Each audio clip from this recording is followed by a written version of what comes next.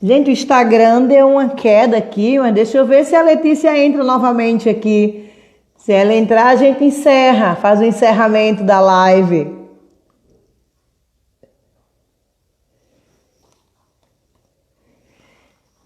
É que o Instagram ele não avisa, ele já vai derrubando. Se a Letícia voltar, a gente termina. A conversa tá bem boa.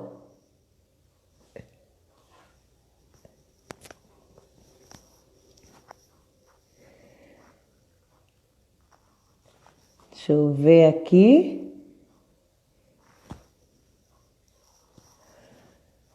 O Instagram ele derruba a nossa conversa assim, do nada.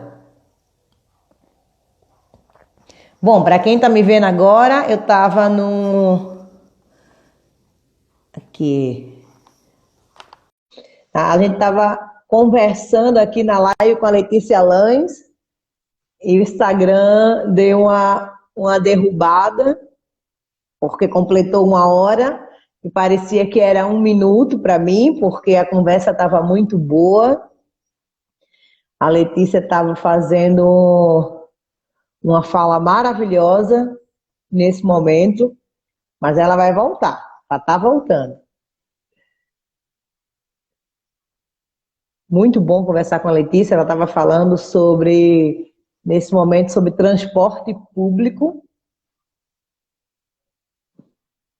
Vamos ver se consegue entrar.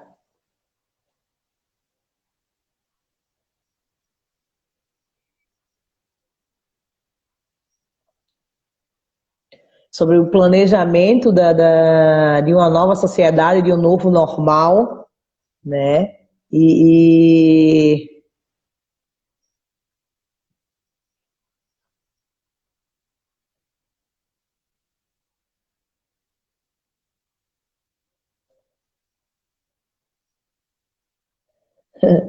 a gente estava aqui, ela disse, mandou aqui um sorriso, estávamos aqui bem empolgados. Deixa eu ver aqui. Então ela estava falando exatamente sobre esse novo normal, né? Que a gente precisa enxergar de uma outra forma, com propostas que tragam mobilidade para as pessoas e não mais poluição, mais, mais trabalho, mais luta no dia a dia.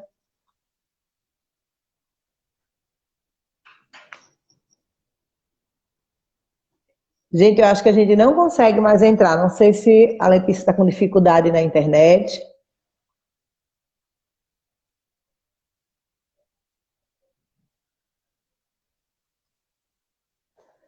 Ó, eu vou aqui falar com ela rapidinho.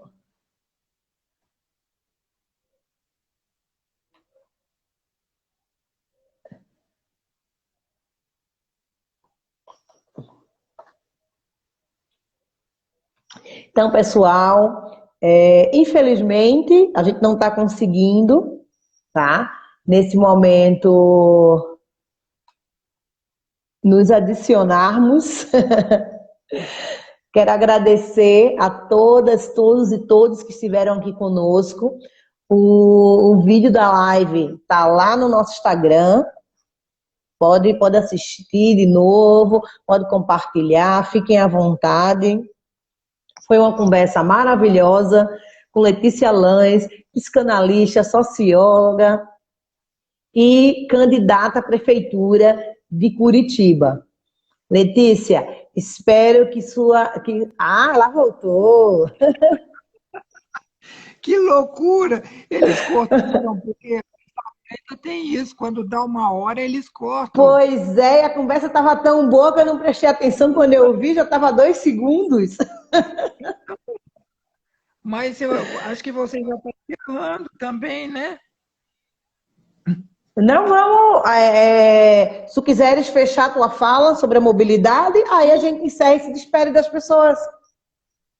Tá. A gente estava falando sobre mobilidade e eu no contexto em que a pandemia revelou, trouxe à tona os grandes conflitos estruturais que nós temos aqui no Brasil, né? Então, eu falei sobre a Exatamente. questão do transporte urbano, da educação, e uma outra área dificílima da gente mexer, que é o emprego, né? Olha, trabalho tem para burro, o dia inteiro a gente trabalha, mas emprego, a forma como o capitalismo organizou a produção, acabou com o emprego, porque no lugar do emprego Verdade. entrou tecnologia e inteligência artificial. Então, a maior parte Exatamente. desses grandes contingentes de pessoas que hoje estão desempregadas não encontrarão colocação naqueles postos de trabalho que eles ocupavam, né? E a pandemia deixou isso claro. Eles vão viver como? Então, você vê como vai ser importante, durante esse período que nós vamos redesenhar a urbe, redesenhar a polis, né, da onde vem a ideia política, vem da cidade, da polis, que haja uma renda social paga pelo Estado. Né? Isso já é uma realidade nos grandes países do mundo, essa renda social. E aqui no Brasil, além de ser uma realidade, vai ser a forma de não haver uma calamidade pública. Porque quando o governo federal parar de pagar os R$ 600, que ainda vou afirmar, não era vontade dele pagar para ninguém, né? Sim, Isso com foi certeza. lá do Congresso, especialmente a partir da bancada do PSOL. Então, quando parar isso, acabou, as pessoas vão entrar num caos total, porque não há emprego, não há perspectiva de emprego, não há. Eles dizem, não, vai haver investimento, ninguém está investindo aqui mais. O Brasil foi transformado num grande sojal, né? Em 2018, 2018, janeiro de 2019. A gente sempre que vai aí em Rio Grande, eu amo o Uruguai. Então, aproveita que está pertinho e fomos. E voltamos pelo interior do Uruguai, que eu não conhecia ainda. E a, acima ali daquela cidade, já de Rivera e Santana do Livramento, já no Brasil. Dali até chegar em Curitiba, só tinha soja. Mais nada. Sumiu o milho, né? Sumiu o trigo, que era certas regiões ali são produtores, sumiu soja. O Brasil não está exportando soja, não, está exportando água para a China, porque a soja consome um horror de água para ser produzida. E apesar da soja ter tido origem no Oriente, a China não produz mais soja. O Brasil virou um grande sojal. E esses incêndios na Amazônia, no Pantanal, é para quê? Para gerar mais terra agricultável, para plantar o quê? Soja.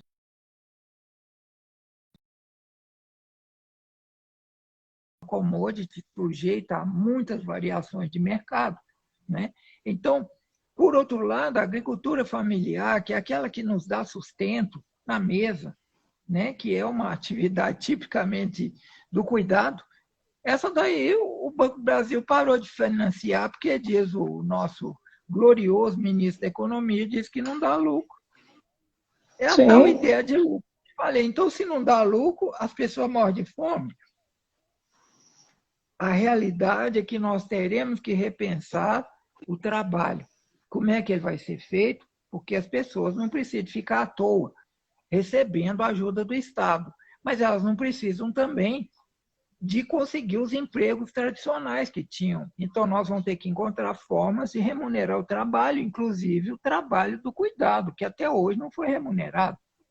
E as mulheres é que são muito boazinhas de nunca ter reclamado o seu quinhão no produto interno bruto, porque nem no produto interno bruto ele entra.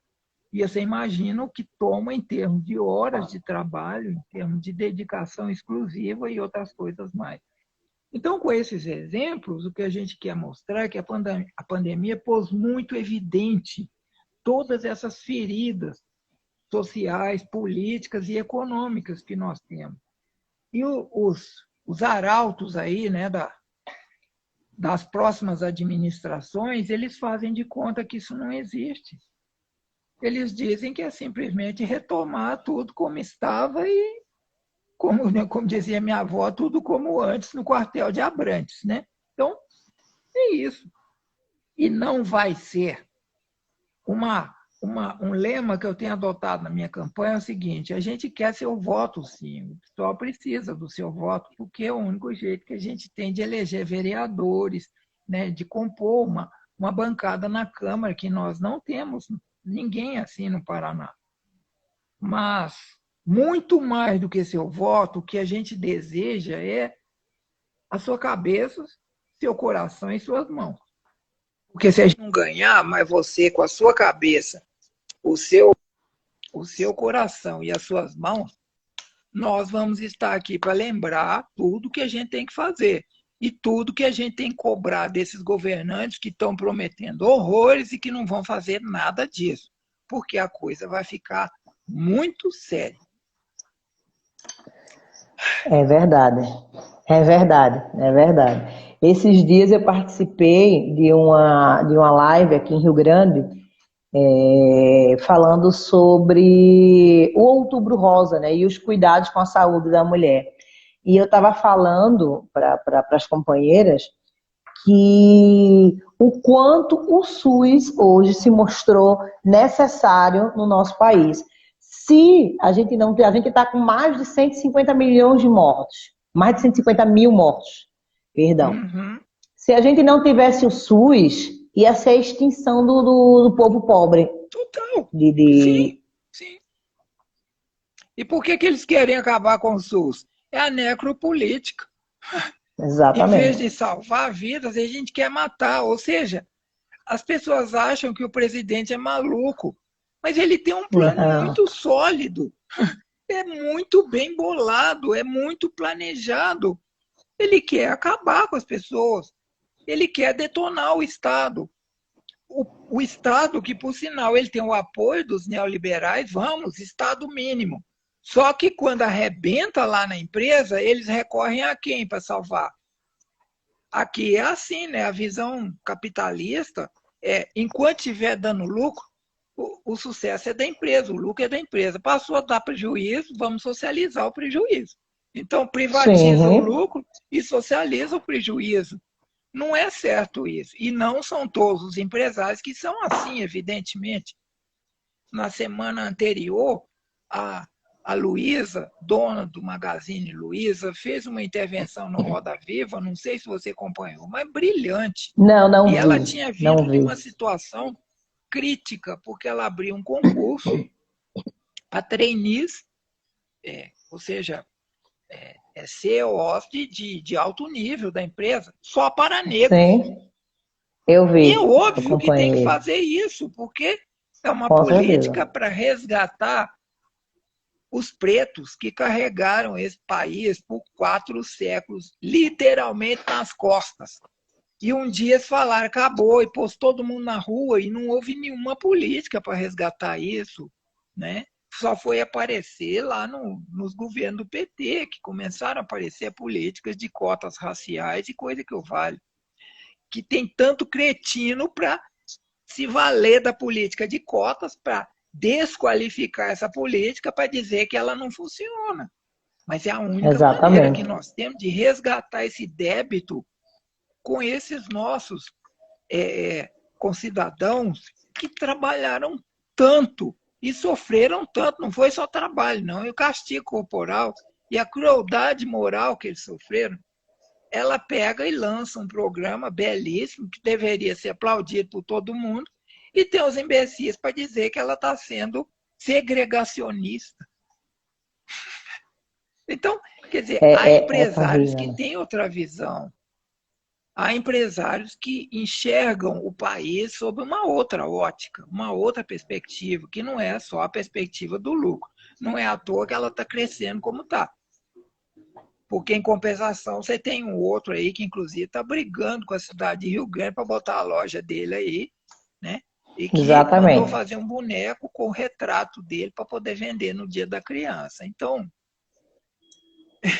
É sem comentários. Aquele boneco, eu me lembro da época, da minha adolescência, que tinha o boneco Fofão. Não sei se tu lembras. E que começaram a Mas o dizer que o Fofão, pelo boneco menos, era Fofão. bonitinho, né? Mas é que disseram que o Fofão, na época, tinha pacto com o demônio. E as mães que tinham comprado o Fofão tinham que abrir Coitado. o boneco e rasgar o boneco para achar um punhal dentro. Vê que loucura. Isso na minha Meu adolescência, não, Deus. na minha infância. Na minha infância, isso eu lembro muito bem. Eu não quis o boneco, porque eu nunca fui muito de boneco nem de boneca. Eu era mais de Ah, carro e de bicicleta e de skate. Eu não quis, olha de só. verdade, mas uma amiga minha, a mãe dela rasgou o boneco porque disseram que o boneco tinha pacto com o demônio. Então, esse boneco aí, desse senhor, ele tem o próprio pacto, é com ele mesmo, né?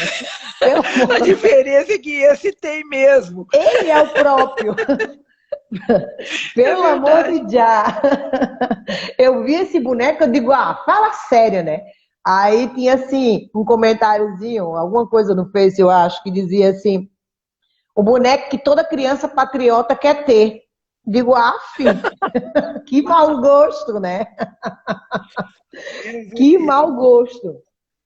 Não, e essa política da Magazine Luiza, eu eu briguei muito em grupos de Facebook, aqueles grupos que a gente participa sem nem saber por quê, de repente tu aparece naqueles grupos, como tem aqui o Rio Grande Online, tem alguns assim, e eu sempre saio porque eu não consigo ver certos pensamentos e ficar calada, né?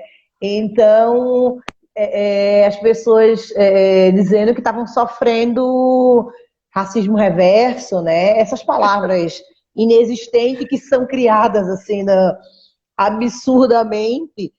Gente, que absurdo, porque como tu estava falando, a gente precisa realmente resgatar, né?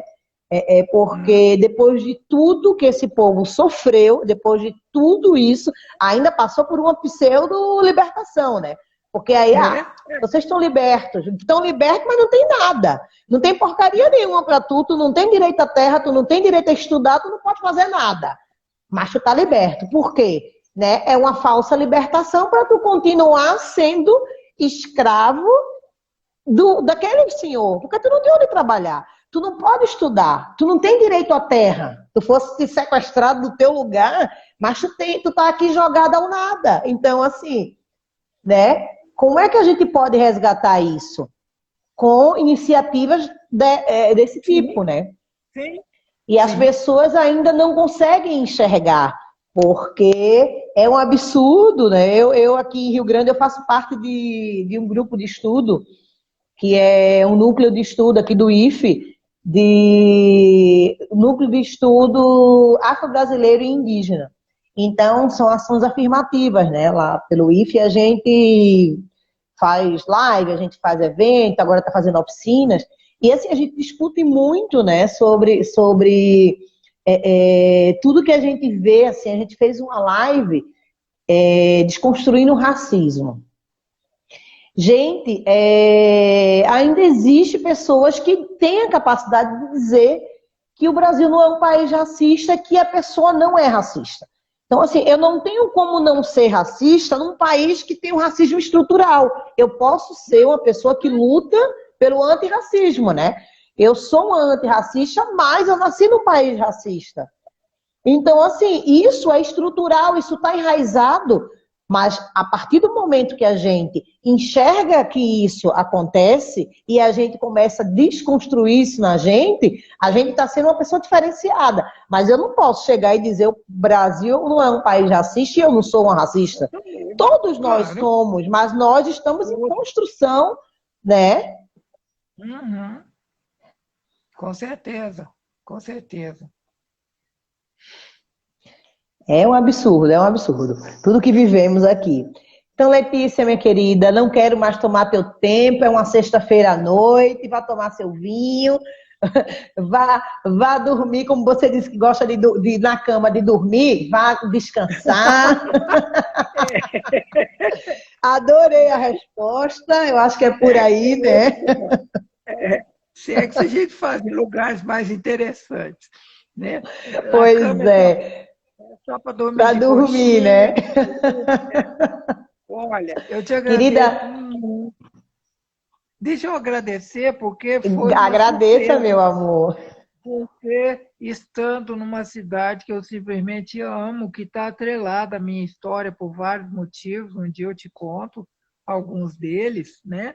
Mas alguns deles você conhece também. Então, é, foi uma surpresa muito grata para mim, porque eu considero o povo de Rio Grande, antes de mais nada, um povo libertário, sabe?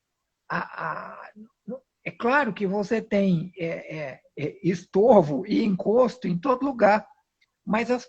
posições de Rio Grande são posições que já geraram revoluções nesse país. Vamos lembrar disso, né? Então é um povo politizado, que tem uma das melhores universidades do país, né? Com um corpo de professores brilhante, né? Então foi um privilégio para mim, sinceramente, falar com uma pessoa tão qualificada numa cidade tão qualificada. E eu, sinceramente, não esperava uma surpresa tão boa para minha sexta-feira.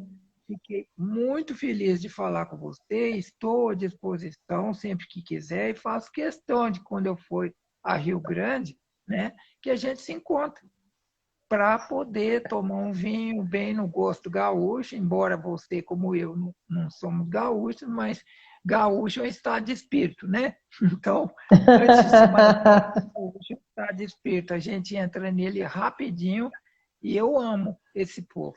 Eu amo essa cidade porque eu também amo esse país. Namastê. Eu não tenho palavras, né, para agradecer. O meu sorriso não consegue sair do rosto. Assim, para mim foi uma aula de verdade, uma aula, uma inspiração conversar contigo. Sou admiradora do teu trabalho, vou admirar ainda mais, tá? Agradeço muito você ter doado seu tempo, seu conhecimento e vou cobrar a sua vinda aqui e já vou esperar com um vinho, viu? Opa! Da Serra Gaúcha. Ou então um Taná Uruguai que vocês compram aí tão barato também. Tão Tá baratinho, o bom? Uruguai é aqui do lado, né? Nosso vizinho tão querido. Isso. Ó, minha querida, muito obrigada de coração.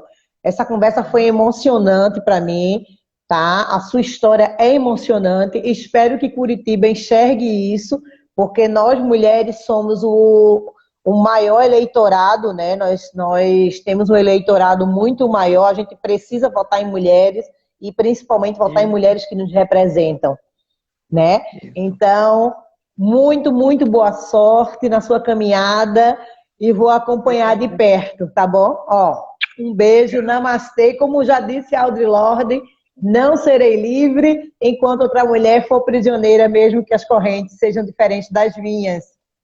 Com certeza, com certeza. Um Viu? grande beijo, minha querida. Obrigada. E um beijo para a Tchau. Ludmilla, que ajudou a acontecer esse encontro. Ela é muito querida. Hoje é meu anjo da guarda. Obrigada, querida. Boa noite.